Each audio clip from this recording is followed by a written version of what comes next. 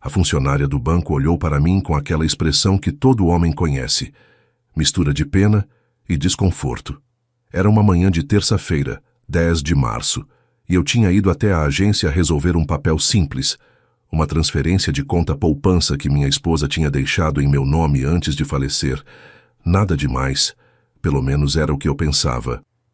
Senhor Carlos, ela disse, ajeitando os óculos e olhando novamente para a tela do computador, o senhor tem certeza de que quer fazer essa transferência? Porque, bem, o saldo da conta está bem diferente do que o senhor deve estar imaginando. Eu ri, daquele jeito que homem ri quando quer disfarçar que não entendeu nada. Como assim diferente? Eram 80 mil reais na poupança da minha mulher. Ela sempre me dizia que guardava um dinheirinho ali para emergências. O silêncio que se seguiu foi daqueles que fazem o estômago revirar. A funcionária digitou algumas teclas, virou a tela na minha direção, e o que eu vi ali fez meus 67 anos pesarem como 90. Saldo da conta, 847,32. 87 mil reais, desaparecidos. Quando foi a última movimentação grande desta conta? Perguntei, sentindo aquele nó na garganta que todo homem conhece quando está prestes a descobrir uma verdade que não quer enfrentar. Ela clicou em algumas abas. Últimos saques, vários de 5 mil, 3 mil, 8 mil, todos autorizados pelo seu filho, Ricardo Almeida Silva. Ele tem procuração da conta desde 2019, senhor. Procuração. Meu filho tinha procuração da conta da minha falecida esposa. E eu nem sabia. Saí daquele banco cambaleando como um homem que acabou de levar um soco no estômago. Não era só o dinheiro. Era a certeza de que durante anos, enquanto meu filho me tratava como um velho inútil, que não entendia de banco, não entendia de internet, não entendia de nada, ele estava sistematicamente esvaziando a conta que minha Maria havia construído tijolo por tijolo, real por real, durante 40 anos de casamento. Durante todo o caminho para casa, com as mãos tremendo no volante do meu Corolla 2010, o mesmo que Ricardo sempre criticava, dizendo que, pai, esse carro é uma vergonha, os vizinhos devem rir da gente. Eu tentava processar o que acabara de descobrir. Cada semáforo vermelho era uma lembrança das humilhações que eu engolira em silêncio. Pai, você não entende de tecnologia. Pai, deixa que eu cuido dessas coisas para você. Pai, na sua idade, é melhor não se meter nessas coisas complicadas. E eu, como um idiota, achava que ele estava me ajudando. Achava que era cuidado de filho. Que ingenuidade a minha. Quando cheguei em casa, a casa que eu construí tijolo por tijolo trabalhando como pedreiro por 30 anos, encontrei Ricardo sentado na minha sala, mexendo no celular, os pés sujos em cima do sofá que eu comprei parcelado em 12 vezes. E aí, velho, conseguiu resolver o pepino no banco? Ele disse sem nem levantar os olhos do telefone. Tem momentos na vida de um homem em que o silêncio dói mais que qualquer grito. Eu fiquei ali parado, olhando para aquele ser humano que eu criei, que eu ensinei a andar, que eu levei no colo quando estava doente, e pela primeira vez em 67 anos, eu senti o que é ter nojo do próprio sangue. Ricardo, eu disse com a voz mais firme que consegui encontrar, precisa me explicar uma coisa. Ele suspirou, daquele jeito irritado que sempre fazia quando eu atrapalhava ele com minhas bobeiras de velho. Fala logo, pai, que eu tenho compromisso daqui a pouco. E aí eu disse as palavras que mudaram tudo. Por que a conta da sua mãe está com 800 reais quando deveria ter 80 mil? Você já viu um homem empalidecer em 2 segundos? Porque foi exatamente isso que aconteceu. O celular dele escorregou da mão, e pela primeira vez em anos, Ricardo me olhou nos olhos. Quantas vezes um pai engole a humilhação para manter a paz? Quantos homens por aí estão sendo roubados pelos próprios filhos sem nem desconfiar? Porque naquele momento, parado na minha própria sala, olhando para o filho que me chamava de inútil enquanto me roubava pelas costas, eu entendi que existe um tipo de traição que corta mais fundo que qualquer facada. Quando um pai descobre que foi traído pelo próprio sangue, não é só o coração que se parte, é a própria ideia de família que desmorona. E ali, naquela tarde de março, meu mundo não desabou. Ele explodiu em 1000 pedaços. Se você já sentiu que uma vida inteira de trabalho como pai valia menos que um capricho momentâneo do seu filho, fica comigo até o final dessa história, porque o que aconteceu depois daquela descoberta me ensinou que um homem só perde a dignidade quando aceita ser tratado como caixa eletrônico, não como pai. Se você gosta de histórias reais como essa, de relatos que mostram que nunca é tarde para um homem recuperar seu valor, se inscreve no canal e ativa o sininho. Porque aqui eu não conto histórias de vítimas, eu conto histórias de homens que decidiram reagir. Meu nome é Carlos Almeida Silva. Tenho 67 anos, sou pedreiro, aposentado, e durante 43 anos da minha vida, achei que ser pai significava aceitar qualquer coisa em nome do amor familiar. Estava errado. Muito errado. Para você entender como cheguei naquele momento de descoberta no banco, preciso voltar um pouco no tempo. Preciso te contar quem eu era antes de descobrir que meu filho me via como um banco ambulante com pernas. Nasci em 1957, em São Paulo, Zona Leste, numa família onde homem trabalhava e não reclamava. Meu pai era operário da Autolatina, minha mãe costureira. Aprendi desde cedo que homem de verdade constrói com as próprias mãos, sustenta a família e não fica chorando pelos cantos. Aos 16 anos, já estava carregando o saco de cimento e aprendendo o ofício que me sustentaria pela vida toda. Conheci Maria em 1978, numa festa de São João do bairro. Ela tinha 19 anos, eu 21. Daquelas mulheres antigas que sabiam o valor do trabalho e da família. Casamos em 1980, numa cerimônia simples, onde os presentes foram mais importantes que as flores. Ela trabalhava numa fábrica têxtil, eu na construção civil. Nosso primeiro filho, Ricardo, nasceu em 1982, e ali começou a melhor e pior jornada da minha vida. Você sabe o que é acordar às 4h30 da manhã para pegar 3 ônibus até a obra, trabalhar das 7 às 17 horas carregando peso, mexendo massa, subindo andaime, e depois ainda pegar mais 3 ônibus para chegar em casa às 19 horas, só para ouvir Maria dizer: Carlos, o Ricardo está com febre, precisa levar no médico, e saber que você vai sair de novo, mesmo com o corpo doendo, porque é isso que pais fazem. Durante os primeiros anos de vida do Ricardo, eu era um pai presente dentro das minhas limitações. Fim de semana era sagrado, levava ele no parque, ensinava a jogar bola, ajudava com a lição de casa. Maria sempre dizia: Carlos, você é um pai dedicado, o Ricardo tem sorte. Quando Ricardo completou 10 anos, Maria engravidou novamente. Perdemos o bebê no 5º mês. Foi uma das épocas mais difíceis da nossa vida. Maria entrou em depressão e eu fiz o que homem da minha geração fazia. Trabalhei mais para compensar a dor que não sabia expressar. Peguei mais horas extras, mais finais de semana, mais obras. Ricardo começou a crescer meio sozinho. Não por negligência, mas porque eu estava construindo o futuro dele, tijolo por tijolo. Literalmente, cada casa que eu levantava era um tijolo a mais na educação do meu filho. Cada piso que eu assentava era um uniforme escolar pago. Cada laje que eu concretava era a mensalidade da escola. Particular que eu fazia questão que ele estudasse. Meu filho vai ter estudo, eu dizia para Maria toda noite, contando as notas amassadas do pagamento diário. Meu filho não vai quebrar as costas feito o pai. E Ricardo estudou. Formou no ensino médio, numa escola particular boa. Prestou vestibular para administração numa faculdade particular que me custou 5 anos de parcelamento no cartão. Eu estava orgulhoso. Meu filho seria doutor. Usaria terno, trabalharia em escritório, teria as mãos limpas. Mas alguma coisa mudou durante a faculdade. As visitas em casa ficaram mais espaçadas. Quando vinha, era sempre pedindo dinheiro. Pai, preciso comprar uns livros. Pai, tem um trabalho em grupo que precisa fazer numa lan house. Pai, a mensalidade atrasou. Eu pagava tudo. Claro que pagava. Era meu filho se formando. Em 2005, Ricardo se formou. Eu chorei de orgulho na formatura, usando o único terno que eu tinha, comprado em 1980 para o meu casamento. Ali estava meu filho, de beca, diploma na mão. Valeu cada hora extra, cada domingo trabalhado, cada dor nas costas. Mas a primeira decepção veio rápido.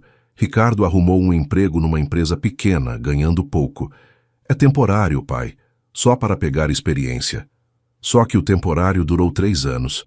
E durante esses 3 anos ele continuava morando em casa, comendo da nossa comida, usando nossa internet, gastando nossa luz, mas contribuindo com 0 centavos. Pai, estou juntando dinheiro para sair de casa, ele dizia. Sempre que eu sugeria que ele ajudasse com as contas. Em 2008, ele casou com a Fernanda, uma moça bonita, de família de classe média. O casamento foi numa festa que eu paguei parcelado em 18 vezes no cartão. Festa para 150 pessoas, com tudo do bom e do melhor. Afinal, é o casamento do meu filho, eu pensava. Foi aí que as coisas começaram a mudar de verdade. Depois de casado, Ricardo passou a me visitar menos ainda. Quando vinha, sempre trazia a Fernanda, e ela tinha aquele olhar, sabe aquele olhar que algumas noras têm para o sogro, como se você fosse um móvel velho que ocupa espaço. E as conversas mudaram. Antes, Ricardo perguntava como tinha sido meu dia, como estava a saúde. Depois do casamento, as visitas viraram reuniões de negócios. Pai, a Fernanda está grávida. Vamos precisar de uma ajuda para comprar o enxoval. Pai, o apartamento que alugamos está com problema na fiação. Você pode dar uma olhada? E já que vai estar lá, pode aproveitar e pintar a sala? Pai, o carro quebrou. Você pode emprestar uns 3.000 para o conserto? Eu sempre ajudava, sempre, porque era meu filho, porque eu sempre pensei que ajudar família não é favor, é obrigação. Em 2010, nasceu meu neto, o Gabriel. Pensei que a chegada do neto fosse aproximar a família novamente. Lê do engano. Pai, não precisa vir toda semana ver o Gabriel. A gente avisa quando for conveniente. Pai, não fica pegando o Gabriel no colo direto. Suas mãos estão sempre sujas. Pai, traz uns leites para o Gabriel. Quando vier. E umas fraldas também. Existe uma solidão específica de homem que criou filhos que depois viraram estranhos. E eu estava começando a sentir essa solidão na pele. Maria via tudo e ficava aflita. Carlos, fala alguma coisa para o Ricardo. Ele está abusando da sua boa vontade. Mas eu não falava, porque homem da minha geração não reclama de filho, porque eu achava que era fase, porque eu tinha a esperança de que o Ricardo iria acordar e voltar a ser o menino que me abraçava quando eu chegava da obra. Em 2015, Maria foi diagnosticada com diabetes. Precisou parar de trabalhar, fazer acompanhamento médico constante.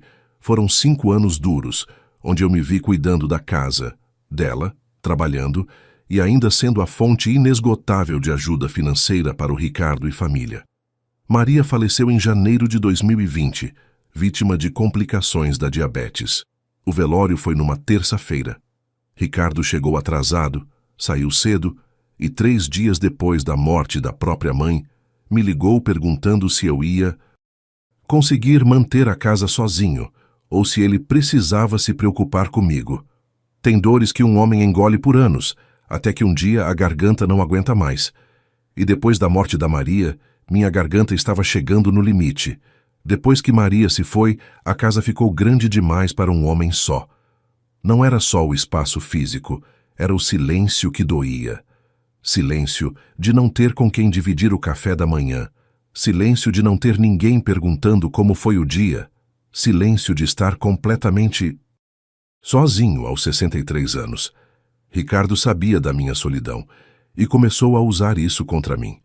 As primeiras bandeiras vermelhas, como eu aprendi a chamar depois, vieram disfarçadas de preocupação filial.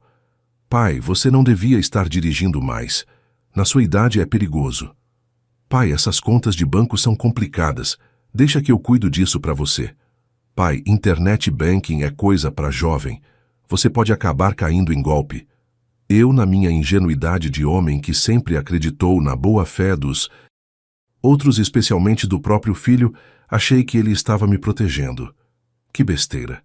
A primeira manipulação financeira que hoje eu reconheço aconteceu 3 meses depois da morte da Maria. Ricardo chegou em casa num domingo, o que já era estranho, porque ele só aparecia quando precisava de alguma coisa. Pai, preciso conversar com você sobre uma coisa séria. Sentamos na mesa da cozinha, a mesma onde eu ensinei ele a fazer lição de casa 20 anos antes. A Fernanda está com depressão. Pós-parto, ele disse, baixando a voz. Precisa de um tratamento particular, porque pelo convênio vai demorar meses. São R$ 4.000. R$ 4.000. Na época, era quase 2 salários mínimos, mas era para a saúde da minha nora, mãe do meu neto. Ricardo, você sabe que eu não tenho essa grana guardada. Minha aposentadoria mal dá para as contas da casa. Pai, ele disse, fazendo aquela cara de quem está prestes a resolver o problema. A mãe deixou aquela poupança, né? Eram R$ 80.000. É só pegar emprestado e depois eu reponho. A poupança da Maria.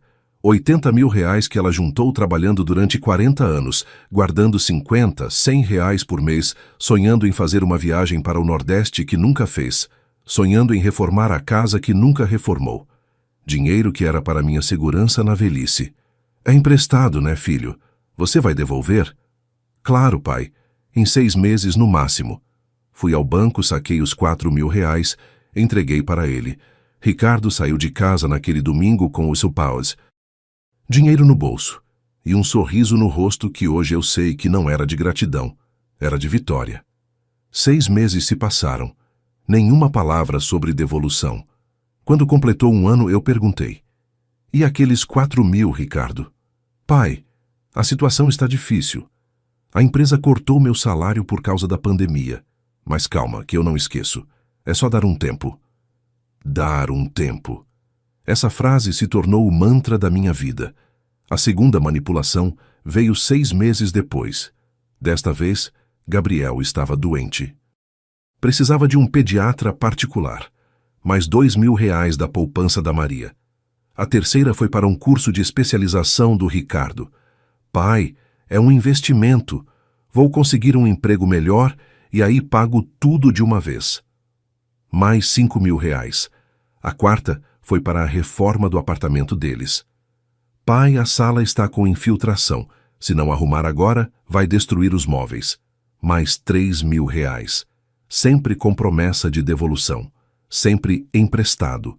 Sempre com justificativa, que mexia com meu coração de pai e avô. Mas não eram só os pedidos de dinheiro. Era a forma como Ricardo tinha começado a me tratar durante esses empréstimos. Pai, assina aqui esse papel. É só uma procuração para facilitar as coisas do banco. Pai, me dá sua senha do cartão. É mais prático eu fazer os saques para você. Pai, deixa que eu cuido da sua conta online. Você pode apertar algum botão errado. E o pior, eu estava começando a acreditar que ele tinha razão, que eu era um velho que não entendia de tecnologia, que precisava ser cuidado.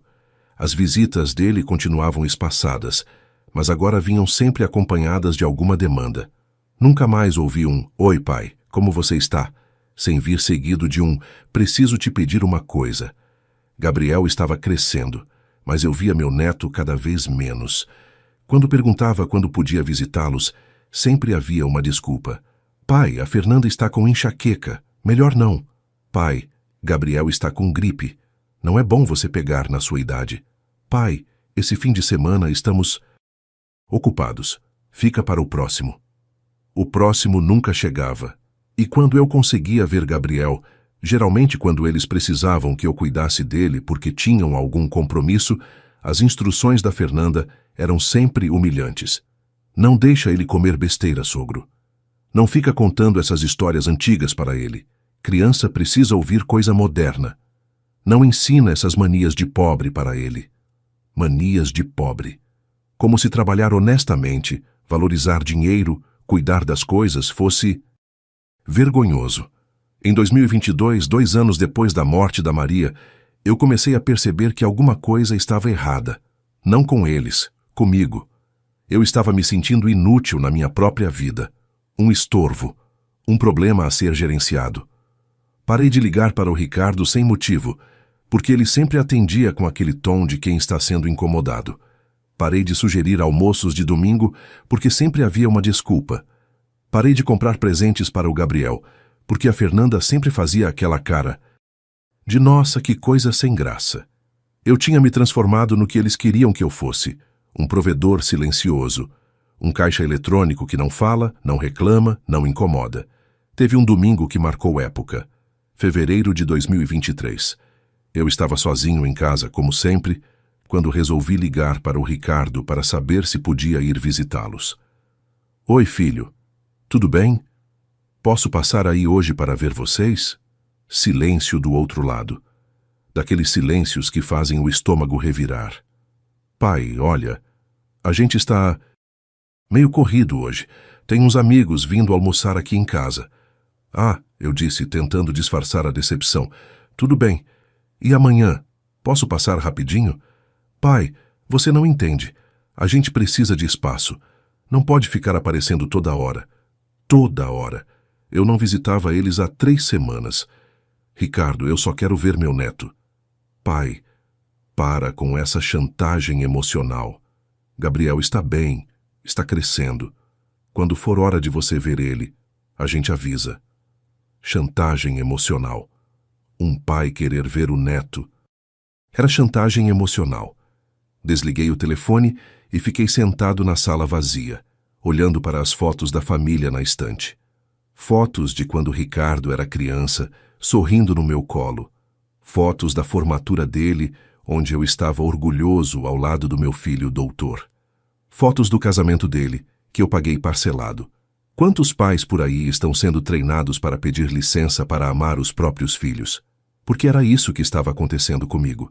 Eu estava pedindo licença para existir na vida do meu próprio filho.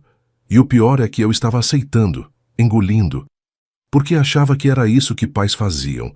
Se sacrificavam em silêncio para não atrapalhar a vida dos filhos. Mas tem silêncios que pesam mais que gritos. E o silêncio da minha casa estava começando a gritar muito alto. Entre 2020 e 2024, minha vida virou uma rotina matemática de humilhação. Todo mês, como um relógio, o telefone tocava.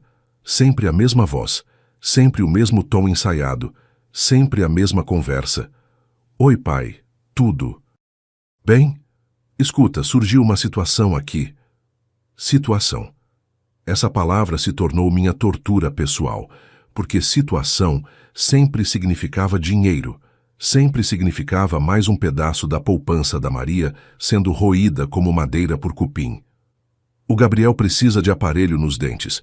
São 6.000 reais. A Fernanda bateu o carro. Precisa de 4.000 para o conserto. Minha empresa está atrasando o salário. Me empresta 3.000 para as contas deste mês? E eu, como um idiota, sempre perguntava a mesma coisa. É emprestado, né, Ricardo? E ele sempre dava a mesma resposta. Claro, pai, você sabe que eu sou homem de palavra. Homem de palavra. O único problema é que a palavra dele era mentira. Em 4 anos, saíram da conta da Maria mais de 60.000 reais. 60.000 reais. Quase uma casa popular inteira. O sonho de aposentadoria da mulher da minha vida sendo transformado em capricho de filho ingrato. Mas não era só o dinheiro. Era o jeito como esses empréstimos aconteciam. Ricardo tinha desenvolvido uma técnica refinada de manipulação que só hoje eu consigo enxergar com clareza. Ele nunca chegava e pedia dinheiro direto. Sempre criava um contexto dramático. Pai, você não imagina o que aconteceu. E então vinha a história. Sempre com detalhes, sempre com urgência, sempre mexendo com meus pontos fracos, meu amor pelo Gabriel, minha preocupação com a família, minha necessidade de ser útil. Gabriel está sofrendo bullying na escola por causa dos dentes tortos. A Fernanda está tendo crise de ansiedade por causa da situação financeira. Pai, se eu não pagar essa dívida até sexta-feira, pode dar problema no meu trabalho. Como um homem de 67 anos diz não para o sofrimento do neto? Como um pai nega ajuda quando o filho diz que o emprego está em risco? Eu não conseguia. E Ricardo sabia disso. Mas o que mais doía não eram os pedidos de dinheiro, era a transformação na nossa relação. Eu tinha virado uma função, não um pai. Uma função chamada solucionador de problemas financeiros. As ligações só aconteciam quando havia situação. As visitas só aconteciam quando era necessário me convencer de alguma coisa. Conversa sobre vida, saúde, saudade, zero. E você, pai, como está? Essa pergunta desapareceu do nosso relacionamento. Não existia mais como você está. Só existia preciso te pedir uma coisa. E quando eu tentava criar proximidade, quando eu ligava sem ser por motivo específico, a conversa era sempre fria, apressada, desinteressada. Oi, Ricardo, só. Queria saber como vocês estão. Tudo bem, pai, olha, estou meio corrido aqui. Posso te ligar depois? O depois nunca chegava. Gabriel estava crescendo e eu estava perdendo todos os momentos. Festa de aniversário? Pai, vai ser corrido, melhor não. Apresentação na escola? Pai, você não conhece ninguém lá. Vai se sentir deslocado. Formatura do ensino fundamental? Pai, são só 2 pessoas por família. Não tem espaço. Não tem espaço para o avô que ajudou a pagar a escola particular onde ele estudava. A solidão de homem idoso é uma coisa específica que quem não passou não entende. Não é só estar sozinho em casa. É estar sozinho no mundo. É perceber que você se tornou invisível para as pessoas que mais ama. Você acorda de manhã numa casa vazia. Faz café para uma pessoa só. Assiste jornal comentando sozinho com a TV. Vai ao mercado e não conversa com ninguém além da moça do caixa. Volta para casa, almoça sozinho, tira soneca na poltrona, acorda e a tarde parece que vai durar. Forever. E quando o telefone toca, seu coração dispara. Porque você pensa, pode ser meu filho. Mas aí você atende e ouve aquela voz já conhecida do telemarketing. Teve vezes que eu cheguei a atender telemarketing e conversar mais tempo que o necessário, só para escutar uma voz humana dirigida a mim. O senhor não tem interesse em fazer um cartão de crédito? E eu, em vez de desligar, perguntava, como funciona essa história do cartão? Não porque eu queria cartão, mas porque fazia 3 dias que ninguém falava comigo. Isso é o que a solidão masculina faz com um homem. Transforma qualquer contato humano em festa. Em 2023, eu desenvolvi uma rotina patética que hoje me envergonha lembrar. Toda sexta-feira, eu ia ao banco para pagar contas que eu poderia pagar pela internet. Só para sair de casa. Só para ficar na fila e ouvir outras pessoas conversando. Só para a funcionária do caixa me cumprimentar e dizer, bom dia, seu Carlos. Às vezes, eu inventava problemas no cartão só para ter motivo de ir lá conversar com alguém. Moça, esse cartão não está funcionando direito. Mas, senhor Carlos, o senhor usou ele ontem aqui no banco. Ah, é? Então deve estar tudo certo mesmo. E eu saía de lá, saboreando aqueles 2 minutos de conversa como se fossem um banquete. Os finais de semana eram os piores. Sábado e domingo são dias de família. Você vê seus vizinhos saindo com os filhos, recebendo netos para almoço, fazendo churrasco no quintal, e você fica na janela fingindo que está regando as plantas, só para ver movimento na rua. Teve um domingo que marcou minha vida. Maio de 2023. Era Dia das Mães, primeiro Dia das Mães sem a Maria. Eu estava sentado na sala, olhando as fotos dela na estante, quando ouvi risada de criança no quintal dos vizinhos. Era a família do lado comemorando com a avó. Churrasco, criançada correndo, aquela confusão gostosa de família reunida. Peguei o telefone e liguei para o Ricardo. Oi, filho, como vocês estão? É Dia das Mães, né? Pensei que... Talvez... Pai, a gente foi almoçar na família da Fernanda. Estamos voltando agora. Família da Fernanda. Eles foram almoçar na família da Fernanda no Dia das Mães e nem me convidaram. Nem lembraram que eu também tinha perdido uma mãe, que eu também estava sofrendo naquela data. Ah, foi só o que eu consegui dizer. Pai, você está bem? Parece meio estranho. Não, estou bem. Só Queria saber de vocês. Tá, pai. Olha, a gente se fala na semana. Está bem? Beijão. E desligou.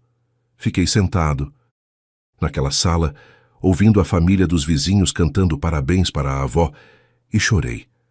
Chorei como não chorava desde o velório da Maria. Não de tristeza, de raiva. Raiva de mim mesmo por aceitar aquela vida. Existe uma solidão específica de homem que criou filhos que depois viraram estranhos. E essa solidão estava me matando por dentro. Mas o pior ainda estava por vir. Porque Ricardo não tinha apenas me transformado em caixa eletrônico. Ele tinha me transformado em culpado por tudo. Pai, você está muito grudento. A gente precisa de espaço. Pai, você não pode ficar ligando toda hora. Parece que não tem o que fazer. Pai, Gabriel está numa fase que não quer muito contato com o avô. É normal. Normal. Um neto de 12 anos não querer contato com o avô era normal. E a Fernanda, que no começo pelo menos fingia educação, agora nem isso fazia mais.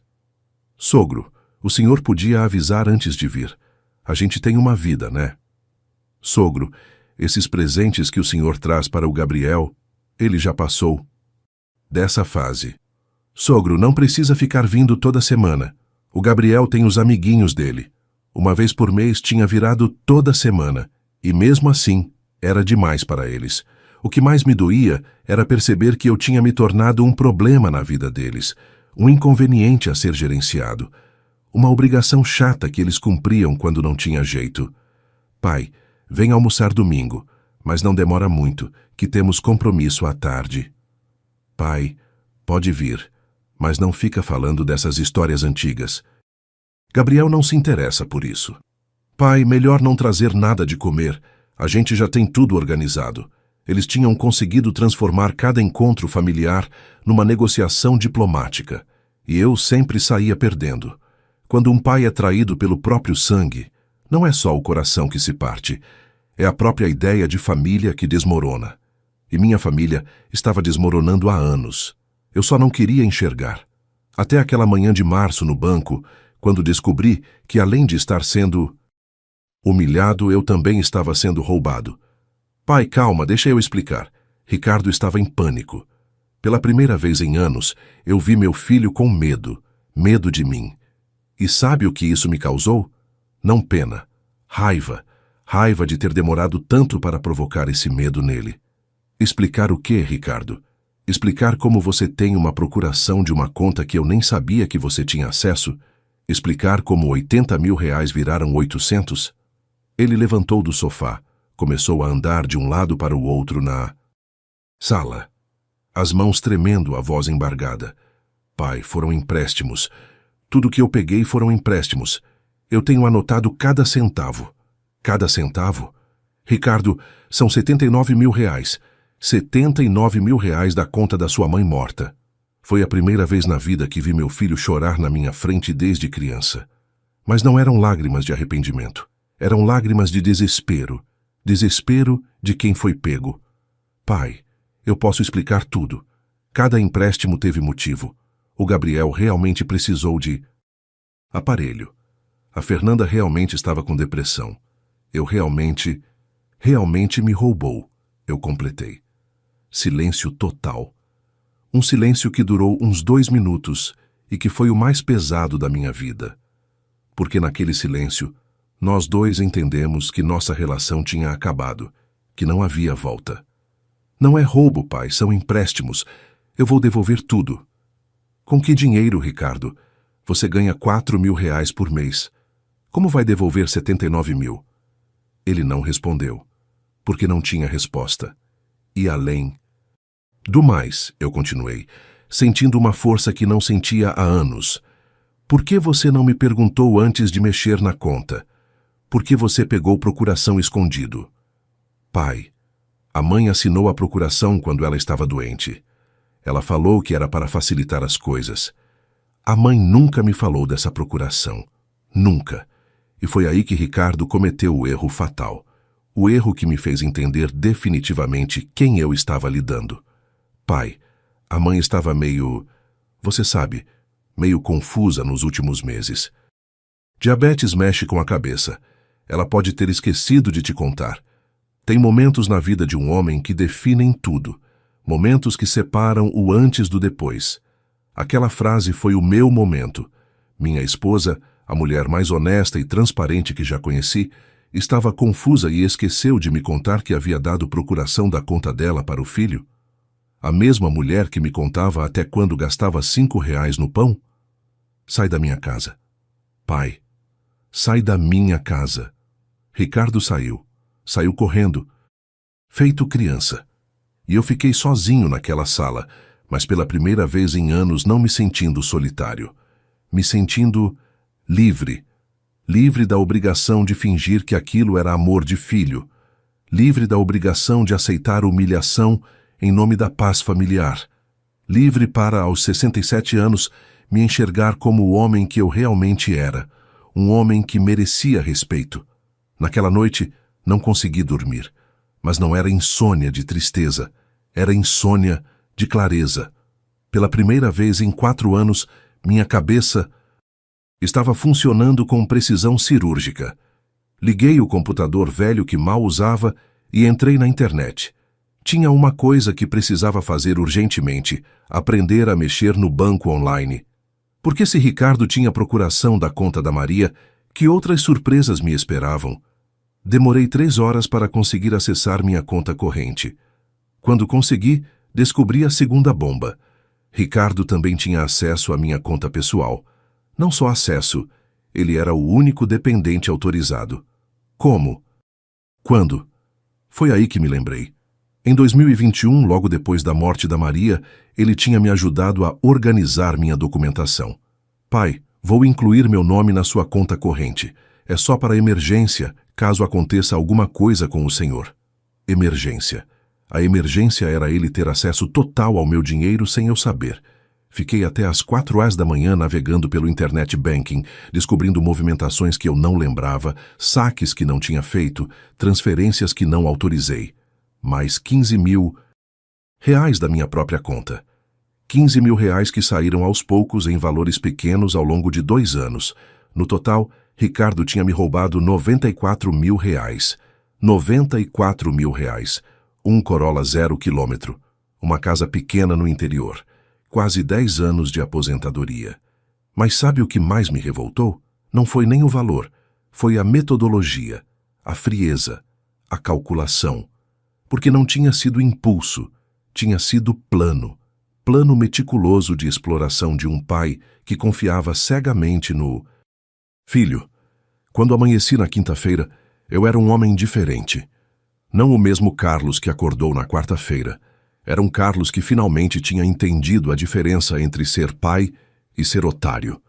A primeira coisa que fiz foi ligar no banco e cancelar todos os acessos do Ricardo. Todas as procurações, todas as autorizações. Senhor Carlos, para cancelar essas procurações, o senhor vai precisar comparecer pessoalmente com RG e CPF.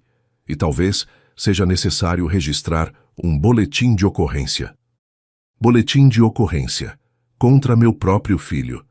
A frase ecoou na minha cabeça durante toda a manhã. Às 10 horas, o telefone tocou. Ricardo. Pai, precisamos conversar.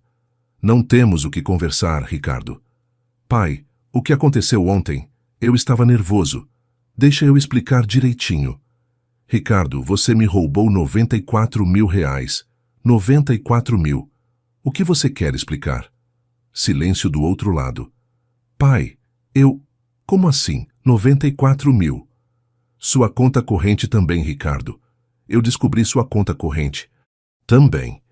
E então ouvi algo que jamais pensei que ouviria do meu filho. Ouvi ele xingando, palavrão atrás de palavrão. Porra, pai, era só para emergências. Eu ia repor tudo. Bota a boca no tabuleiro para falar comigo de novo, Ricardo, que você vai ver o que acontece. E desliguei. 2 horas depois, a Fernanda ligou. A voz doce, meiga, preocupada. Sogro, o Ricardo chegou aqui muito abalado. Disse que teve uma confusão com o senhor. Será que não é melhor a gente conversar pessoalmente? Resolver isso em família. Resolver em família. como se família fosse lugar para resolver roubo. Fernanda, seu marido me roubou quase 100 mil reais. Não é confusão, é crime. Sogro, que exagero. Não é roubo quando é empréstimo entre pai e filho. Empréstimo autorizado pelo dono do dinheiro, Fernanda. Não empréstimo feito às escondidas. Sogro, o senhor está muito alterado. Que tal a gente... Desliguei na cara dela também. Sexta-feira de manhã, fui ao banco resolver a papelada. A mesma... Funcionária que tinha me dado a notícia na terça me atendeu. Senhor Carlos, para retirar as procurações, preciso que o senhor assine aqui, aqui e aqui. E confirme se realmente quer fazer isso, porque não tem volta. Quero sim. E quero também bloquear qualquer tentativa futura de inclusão de dependentes na minha conta. O senhor tem certeza? Às vezes os filhos precisam ajudar com essas coisas. Minha filha, esse filho não vai mais ajudar nada. Ele já ajudou demais. Ela entendeu o recado. Quando saí do banco, me senti como um homem que acabou de sair da prisão. 4 anos de prisão onde eu era o carcereiro de mim mesmo, mas cancelar os acessos era só o começo. Eu precisava de um plano maior, porque uma coisa eu tinha certeza: não ia passar o resto da vida sendo caixa eletrônico de filho ingrato. Cheguei em casa e fiz uma lista de tudo que Ricardo e Fernanda tinham na vida que eu havia pagado. Casamento, 25 mil reais. Entrada do apartamento deles, 30 mil reais. Carro. Ajuda para comprar, 15 mil reais. Móveis da casa nova, 8 mil reais. Curso de especialização do Ricardo, 12 mil reais. Escola particular do Gabriel, 6 mil reais por ano durante 8 anos. 48 mil reais. Empréstimos diversos ao longo dos anos, 94 mil reais. Total, 232 mil reais. 232 mil reais. O patrimônio deles não era construção própria, era construção minha. Com meu suor, meu trabalho, minha aposentadoria. E eu tinha sido tratado como estorvo. Naquela sexta à noite, tomei uma decisão que mudaria tudo. Uma decisão que o Carlos de uma semana antes jamais teria coragem de tomar. Liguei para meu cunhado, o irmão da Maria, que era advogado aposentado. João, preciso conversar com você sobre uma coisa séria. Fala, Carlos. Que foi? Contei tudo. Cada detalhe, cada humilhação, cada centavo roubado. João ficou em silêncio por uns 3 minutos depois que terminei de falar. Carlos, você tem 2 opções. A primeira é engolir isso e fingir que não aconteceu, pelo bem da paz familiar. A segunda é enfrentar a situação como homem e exigir seus direitos. João, se eu partir para a segunda opção, é guerra. Carlos, guerra já era, meu irmão. Você que não sabia que estava sendo atacado. Sábado de manhã, Ricardo apareceu na minha porta, sem avisar como sempre, mas desta vez não entrou. Pai, posso entrar? Precisamos resolver essa situação. Não. O que você tem para falar, fala aí mesmo. Ele estava diferente, menos arrogante, mais calculado. Pai, eu vim propor um acordo. Vou devolver o dinheiro aos poucos, 1.000 reais por mês. Em menos de 8 anos está tudo quitado. 8 anos. Ele queria me pagar em 8 anos, sem correção, sem juros, como se fosse favor. Ricardo, você tem 48 horas para devolver os 94 mil reais, integrais. Pai, seja razoável, onde eu vou arranjar 94 mil reais? Vende o apartamento. Silêncio, porque o apartamento que eles moravam tinha sido comprado com entrada que eu paguei, e ele sabia que eu sabia disso. Pai, você não pode destruir a vida da sua própria família por causa de dinheiro. Ricardo, você destruiu esta família por causa de dinheiro. Eu só estou defendendo o que é meu. Ele ficou mais uma meia hora na porta, tentando me convencer, me manipular, me fazer sentir culpa. Mas pela primeira vez em anos eu estava imune às manipulações dele.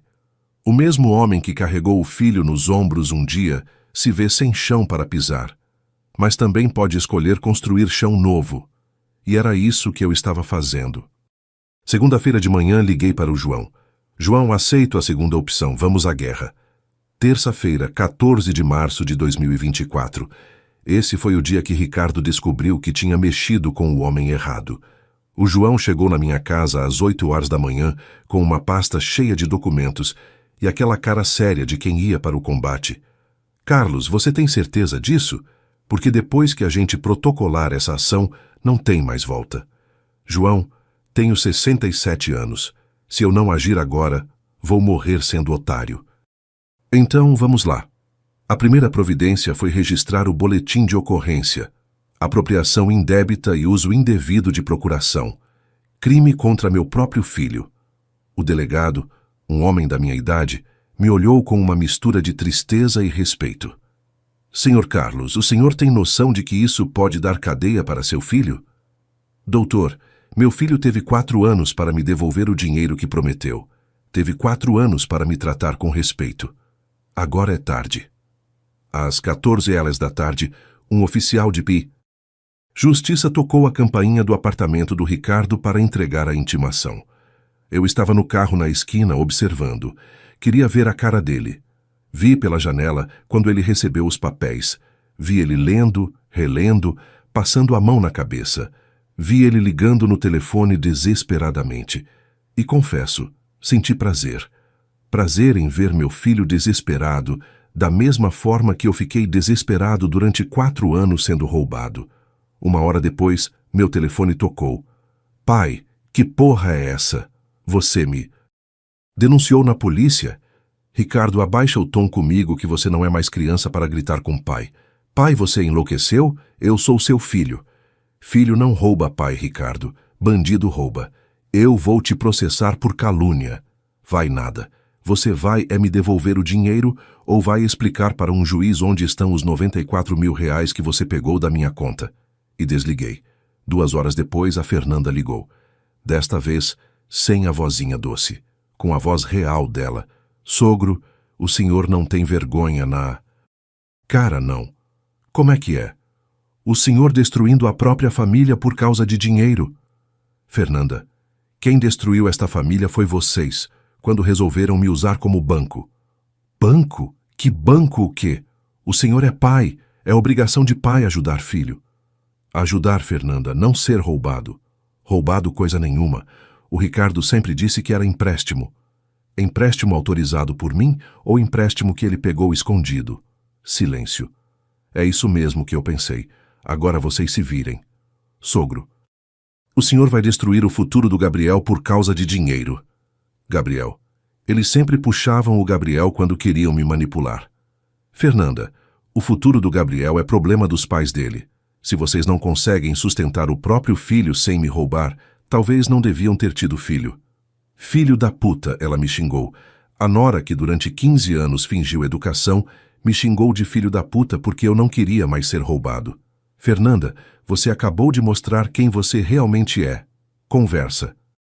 Encerrada. Quarta-feira de manhã, João me ligou com novidades. Carlos, eles procuraram um advogado. E adivinhe, o advogado deles disse que a situação é complicada, que eles podem pegar de 2 a 8 anos de prisão. E aí? Aí que eles querem negociar. Negociar. Depois de 4 anos me roubando, agora queriam negociar. João, que tipo de negociação? Devolução integral do dinheiro em 6 meses, mais juros de mora e uma retratação pública.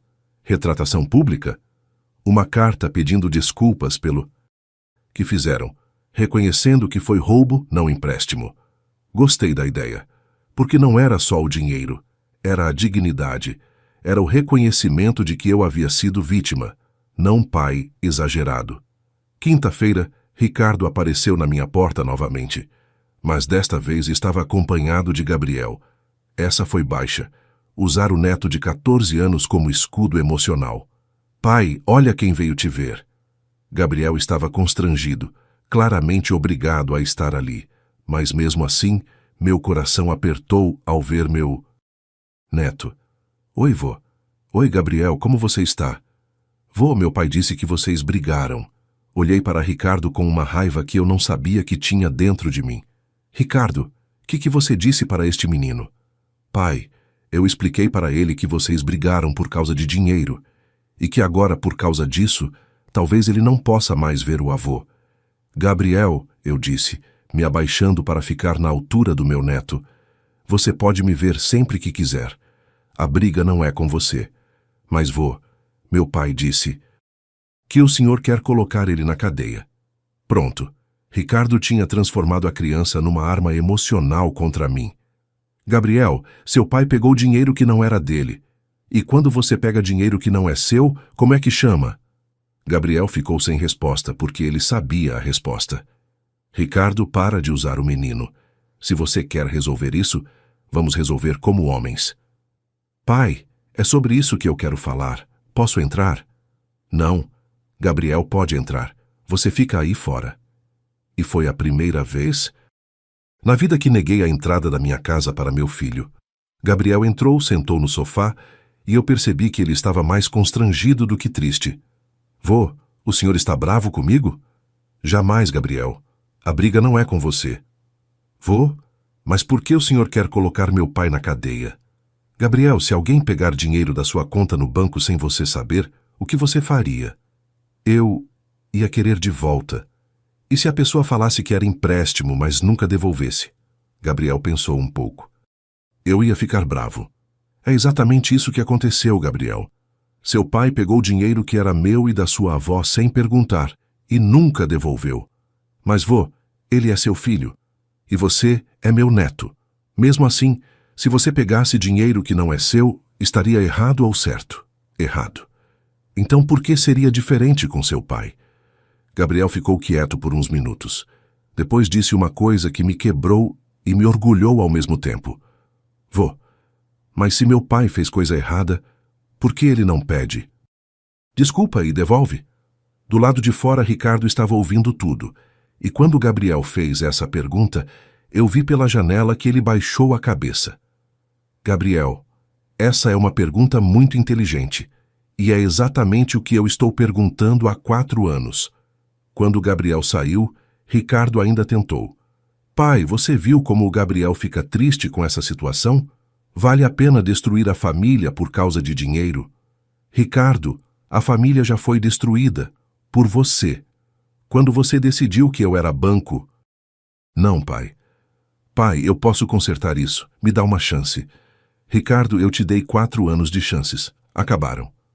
Sexta-feira, o advogado deles ligou para o João querendo uma reunião urgente. João, eu disse, aceito a reunião, mas com uma condição. Quero ouvir da boca do Ricardo que ele me roubou, que não foi empréstimo, que foi roubo. Sábado, 2 da tarde. Reunião no escritório do João. Ricardo chegou destruído. Olheiras profundas, barba por fazer, roupa amassada. Fernanda veio junto, mas ficou quieta o tempo todo. O advogado deles abriu o jogo. Seu Carlos, meus clientes estão dispostos a devolver integralmente o valor, com juros em 6 parcelas, e a retirar a queixa. E o reconhecimento do crime. Silêncio. João, eles querem pagar, mas não querem assumir que roubaram. Isso não vai dar certo. Ricardo, João disse, olhando diretamente para meu filho, você pegou o dinheiro da conta do seu pai sem autorização dele? Eu tinha procuração. Procuração para usar quando ele pedisse ou procuração para usar quando você quisesse. Mas ele sempre emprestava quando eu pedia. Ricardo, responde à pergunta. Você pegou dinheiro sem autorização específica dele para cada saque? Ricardo olhou para baixo. Peguei. Isso se chama o quê?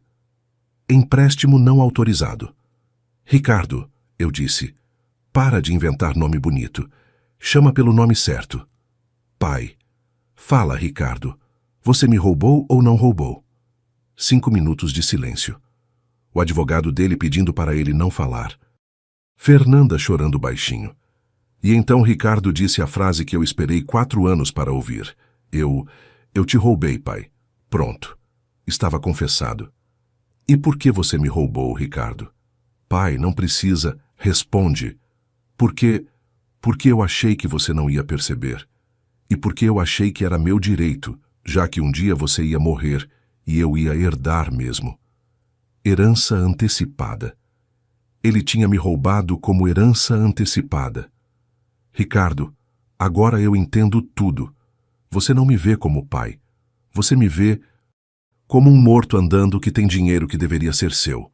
Pai, não é assim. É sim, Ricardo, é exatamente assim. Fernanda, que tinha ficado calada até então, explodiu. Chega, chega dessa palhaçada. Sogro, o senhor quer o dinheiro? A gente vai dar, mas para de humilhar meu marido. Fernanda, quem humilhou foi vocês, durante 4 anos. A gente nunca humilhou nada. Fernanda, me diz uma coisa. Em 4 anos, quantas vezes vocês me convidaram para almoçar sem ser para pedir? Dinheiro. Silêncio. Quantas vezes vocês me ligaram só para saber como eu estava? Silêncio. Quantas vezes vocês me incluíram em algum programa de família que não fosse eu pagando a conta? Silêncio total.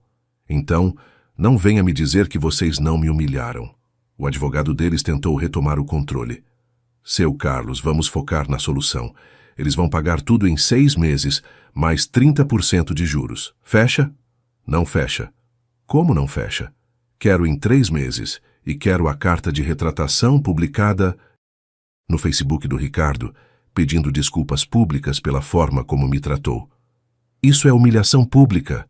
João, eu disse, olhando para meu cunhado, 4 anos sendo tratado como caixa eletrônico é humilhação pública ou privada? Pública, Carlos, porque todo mundo via como eles te tratavam. Então está decidido. 3 meses para devolver, mais a retratação pública ou eu mantenho o processo. Ricardo explodiu. Pai, eu sou seu filho. Você não pode fazer isso comigo. Ricardo, eu disse, levantando da cadeira, você deixou de ser meu filho no dia que decidiu me roubar. Agora você é apenas um cara que me deve R$94 mil. E saí da reunião. Domingo à noite, Ricardo me ligou chorando. Pela primeira vez em 20 anos, ouvi meu filho chorando no telefone. Pai, por favor, eu reconheço que errei. Eu peço desculpa, mas não me humilha em público. Ricardo, você me humilhou em privado durante 4 anos. Uma humilhação pública é pouco. Pai, eu posso perder o emprego se meu chefe descobrir. Deveria ter pensado nisso antes. Pai, pelo amor que o senhor tem por mim... Ricardo, que amor! Você acha que ainda sobrou amor depois de tudo que você fez? Algumas pontes depois de queimadas não precisam ser reconstruídas, mesmo que você tenha ajudado a construí-las. E a ponte entre mim e Ricardo tinha virado cinza há muito tempo. Segunda-feira, eles aceitaram todos os termos. 3 meses para pagamento integral, com juros, e retratação pública no Facebook. A guerra tinha acabado. Eu havia vencido. Mas a vitória tinha gosto de libertação, não de alegria. O primeiro pagamento chegou na minha conta numa quinta-feira, 28 de março, R$31.333, 1/3 da dívida, em dia, conforme acordado. Quando vi o extrato no Internet Banking, que eu já tinha aprendido a mexer sozinho, senti uma sensação estranha. Não era alívio nem alegria. Era apenas a confirmação de que eu havia feito a coisa certa. Mas junto com o dinheiro veio algo que eu não esperava. O vazio. Porque, durante 4 anos, mesmo sendo roubado e humilhado, eu ainda tinha uma função na vida do Ricardo. Eu ainda era necessário, mesmo que fosse como caixa eletrônico. Agora, eu não era mais nada para ele. E ele não era mais nada para mim. Aos 67 anos, pela primeira vez na vida, eu estava completamente sozinho. Sem esposa, sem filho, sem neto. Livre, mas sozinho. Os primeiros dias foram os piores. Acordava de manhã sem motivo para sair da cama. Não tinha mais que ir ao banco resolver pepinos criados pelo Ricardo. Não tinha mais que ficar angustiado esperando a próxima ligação pedindo dinheiro.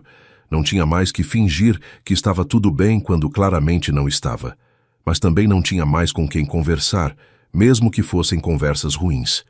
Foi numa sexta-feira, uma semana depois do primeiro pagamento, que eu tive uma revelação. Estava sentado na sala, olhando para a TV ligada sem assistir, quando me dei conta de uma coisa. Há anos eu não fazia nada que realmente queria fazer. Tudo minha vida girava em torno de resolver problemas do Ricardo. ou ficar triste por ser rejeitado pelo Ricardo, ou esperar ligação do Ricardo. Minha vida inteira havia se tornado satélite da vida dele. Que eu gosto de fazer? Perguntei para as paredes vazias da sala, e percebi que eu nem lembrava mais. Fui até o quarto que usava como depósito e comecei a mexer nas caixas de coisas antigas. E foi ali que encontrei minha máquina fotográfica analógica, que não usava há mais de 10 anos. Fotografia. Eu sempre gostei de fotografia. Nos anos 80 e 90, eu passava domingos inteiros fotografando, revelando filmes, organizando álbuns. Parei quando as responsabilidades com o Ricardo ficaram maiores que o tempo livre. Peguei a máquina na mão, senti o peso dela. Ainda funcionava perfeitamente. Mas o mundo agora era digital, e eu não sabia nada sobre isso. E daí, pensei, tenho 67 anos, não 167, posso aprender. Segunda-feira de manhã, fui numa loja de equipamentos fotográficos. Bom dia, quero comprar uma máquina fotográfica digital. O vendedor, um rapaz jovem, me olhou com aquela cara de mais um velho que não entende nada de tecnologia. O senhor quer algo simples, né? Básico. Rapaz, eu fotografo desde antes de você nascer. Quero uma máquina boa, não simples. A expressão dele mudou. Durante 1 hora, ele me explicou sobre megapixels, ISO, modos de foto. E eu percebi que, mesmo depois de 10 anos parado, eu ainda entendia de fotografia. Saí de lá com uma Canon semi-profissional e a sensação de que havia reencontrado uma parte de mim que eu nem lembrava que existia. Terça-feira, acordei às 6 da manhã. Não porque tinha insônia, mas porque estava ansioso para sair e fotografar.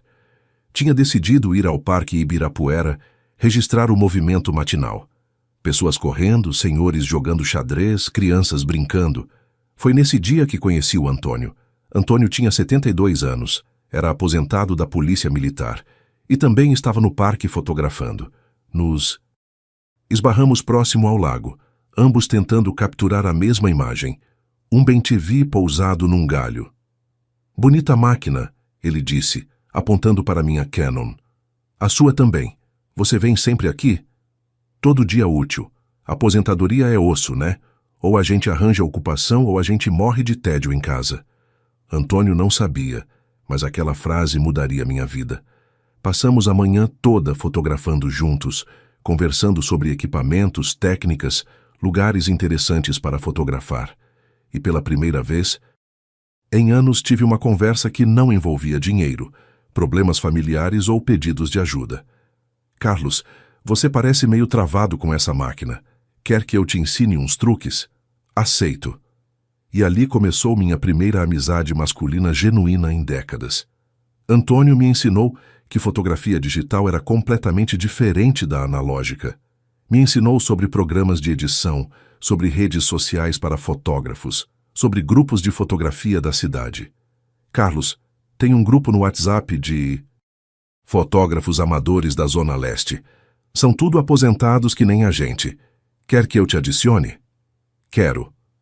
De repente, meu celular, que durante anos só tocava para pedido de dinheiro do Ricardo, começou a receber mensagens de pessoas falando sobre exposições, passeios fotográficos, dicas de equipamento.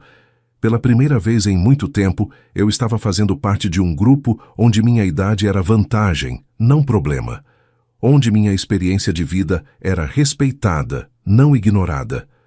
No segundo mês da minha nova vida, decidi fazer algo que não fazia há 15 anos: viajar.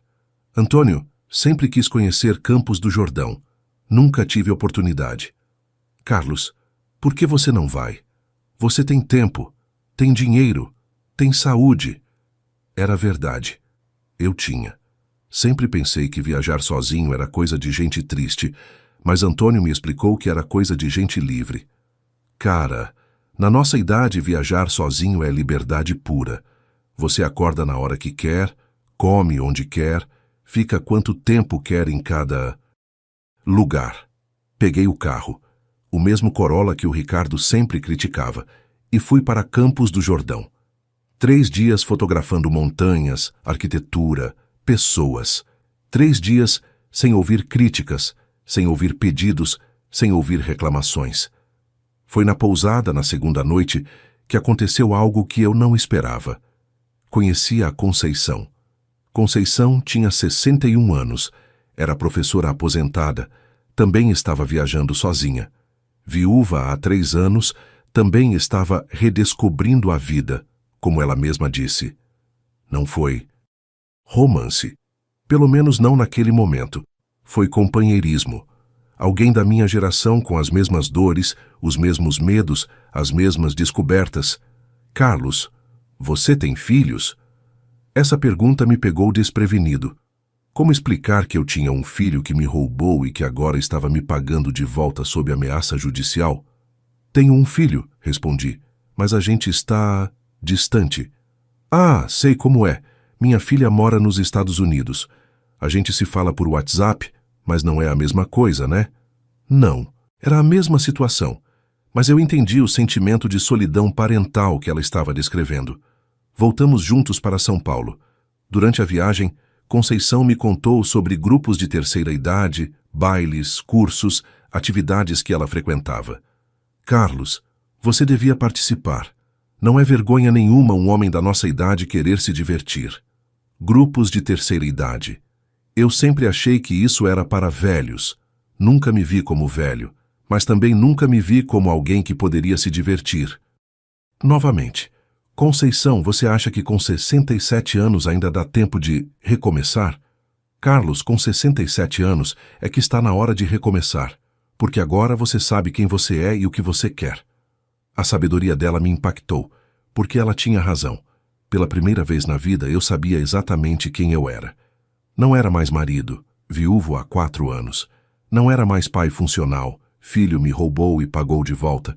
Não era mais provedor, aposentado há 7 anos. Eu era simplesmente Carlos, e estava descobrindo que Carlos era uma pessoa interessante. No 3º mês, quando o segundo pagamento do Ricardo chegou, outros R$ 31.333, eu mal prestei atenção. Estava ocupado demais vivendo. Tinha me inscrito num curso de edição de fotos na Universidade da Terceira Idade.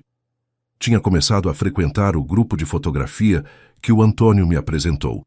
Tinha ido a 3 bailes da terceira idade com a Conceição, que havia se tornado uma amiga muito especial.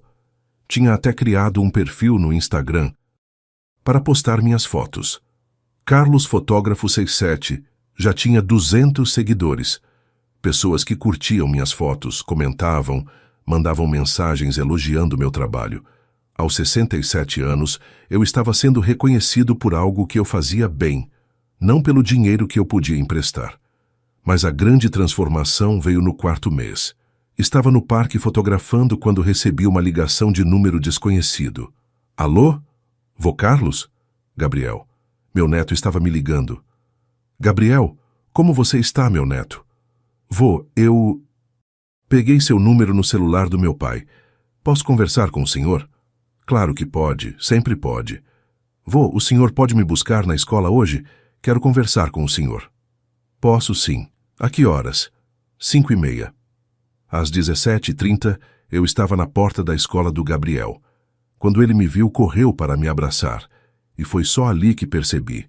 Durante todo aquele tempo brigando com o Ricardo, eu achei que havia perdido o Gabriel também. Mas não havia. Gabriel havia crescido, amadurecido e queria reaproximação. Vô, posso ir na casa do senhor? Quero conversar longe do meu pai e da minha mãe. Claro que pode.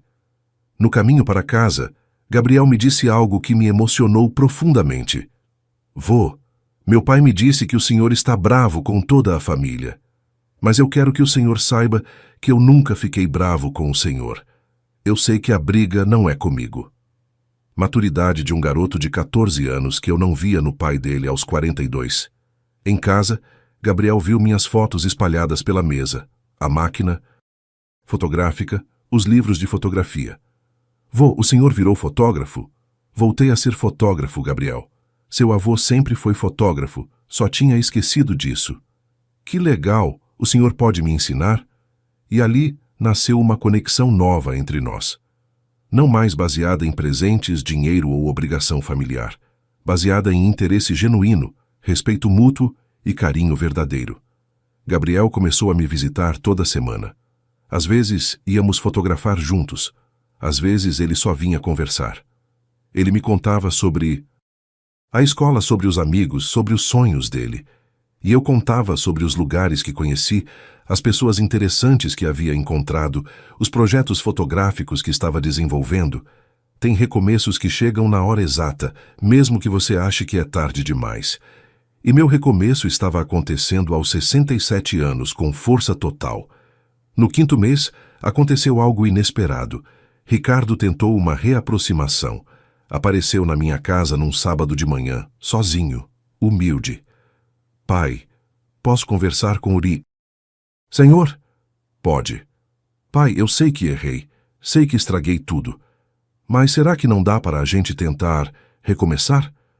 Olhei para meu filho e vi um homem de 42 anos quebrado. Não pela prisão. Ele não foi preso porque pagou a dívida, mas quebrado pela consciência do que havia feito. Ricardo, o que você quer exatamente? Eu quero ser seu filho de novo. Ricardo, você sempre vai ser meu filho biologicamente, mas para ser meu filho de verdade, teria que reconstruir uma confiança que você destruiu. E como eu faço isso?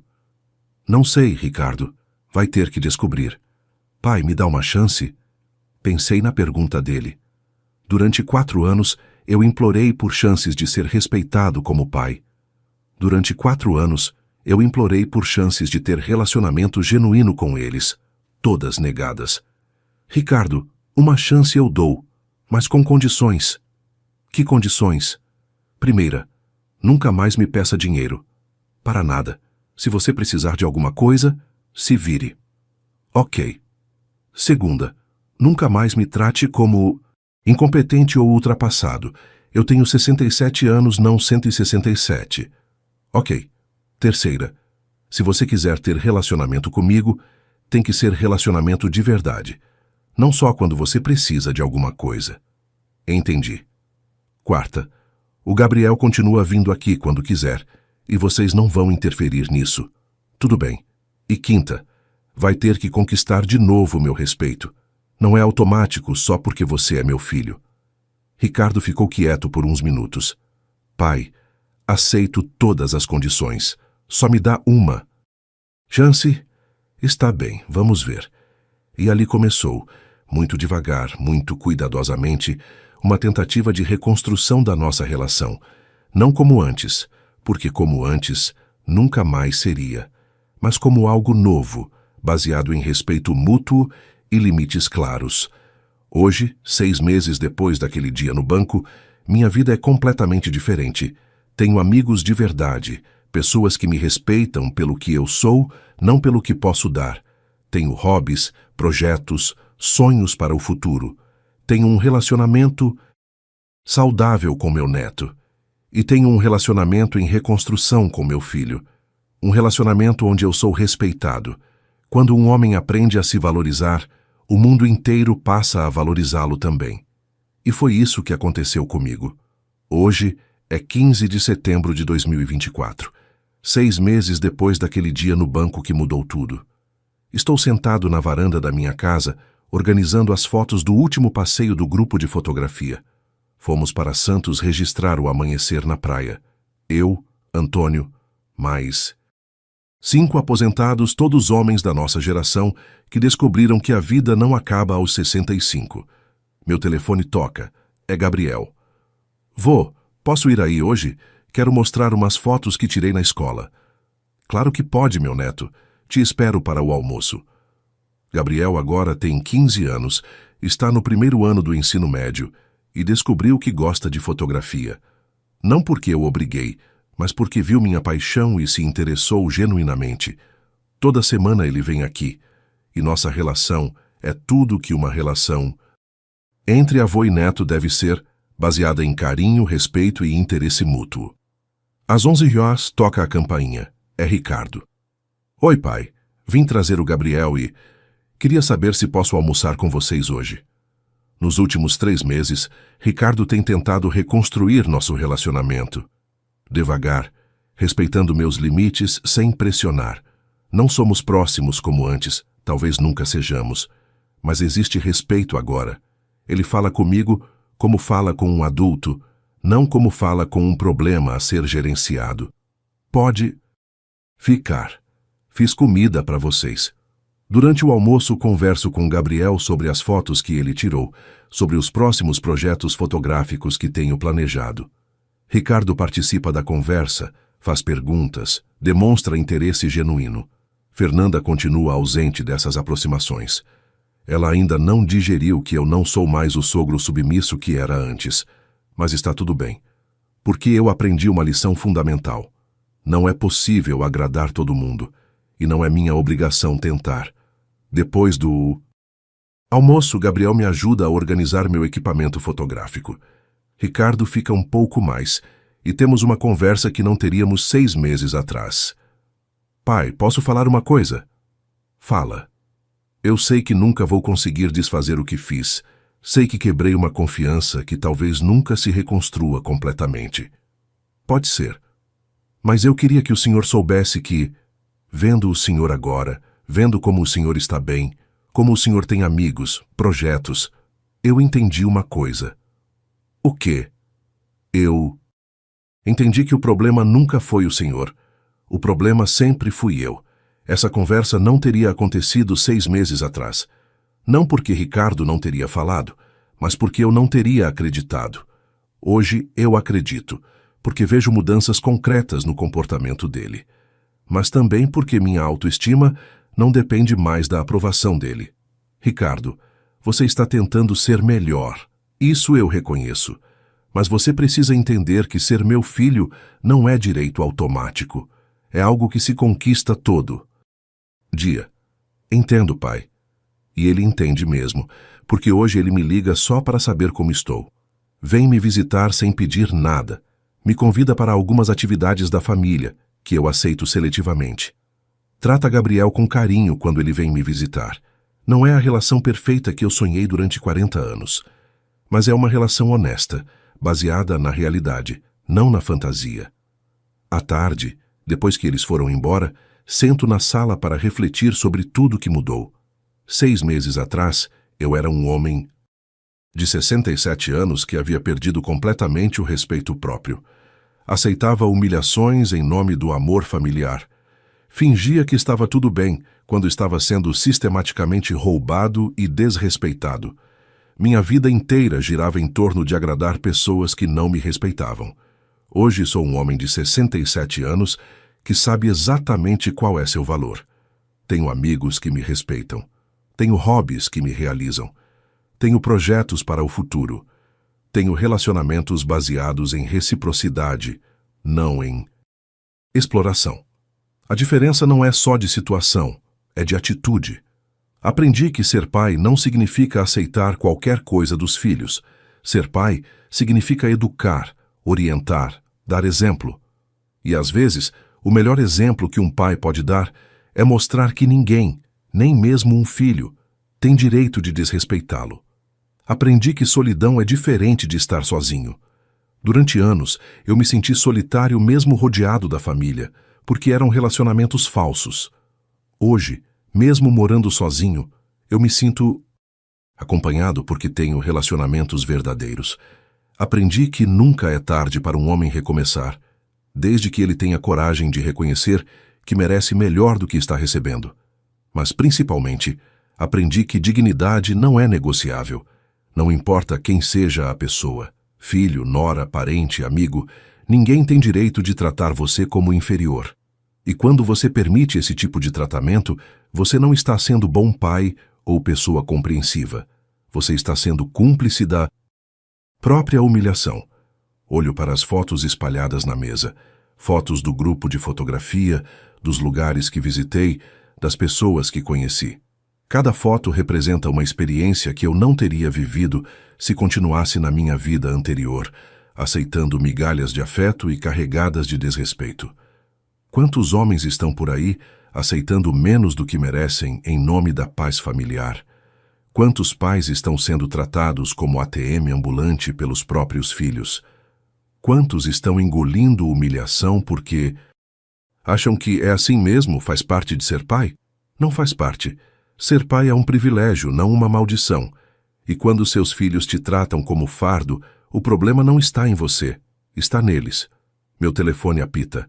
Mensagem no grupo de WhatsApp dos fotógrafos. Pessoal, domingo tem passeio para fotografar o pôr do sol na Cantareira. Quem topa? Eu vou, eu respondo.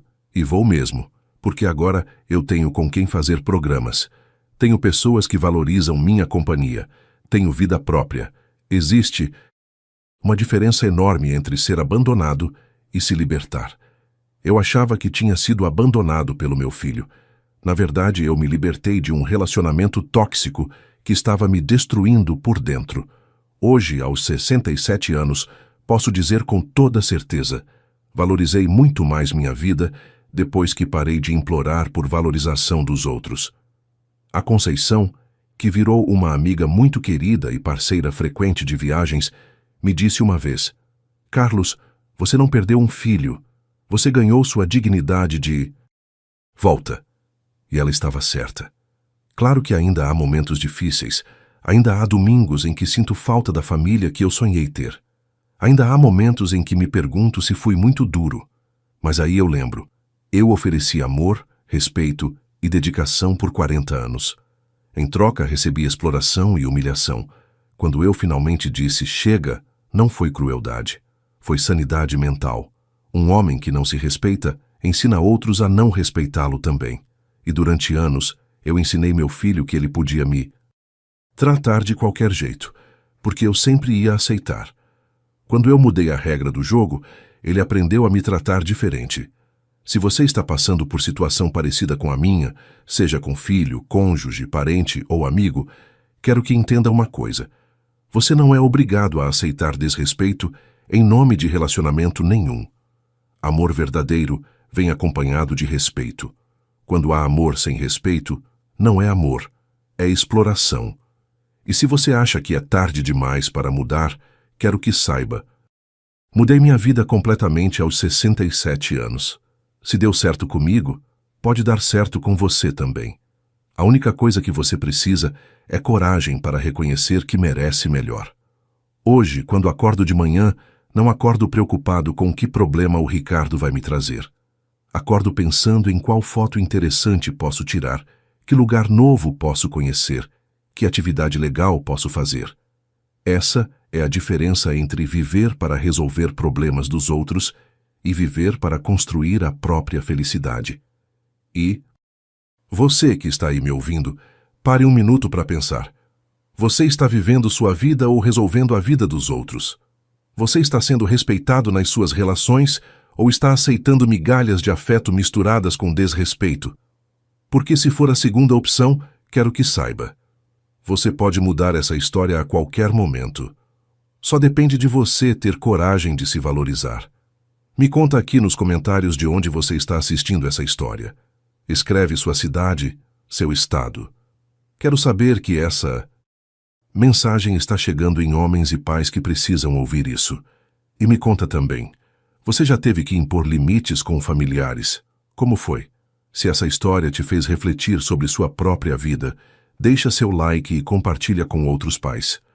Porque tem muitos homens por aí precisando entender que valorizar-se não é egoísmo, é necessidade. Se inscreve no canal para ver mais histórias de homens que decidiram recuperar sua dignidade. Porque aqui a gente não conta a história de vítima. A gente conta a história de recomeço. Um abraço de São Paulo, da casa que hoje é realmente minha, onde eu comando minha própria vida. E lembra, você construiu muito mais do que uma família. Você construiu um homem que merece respeito. E nunca, mas nunca mesmo, é tarde demais para um homem se reerguer.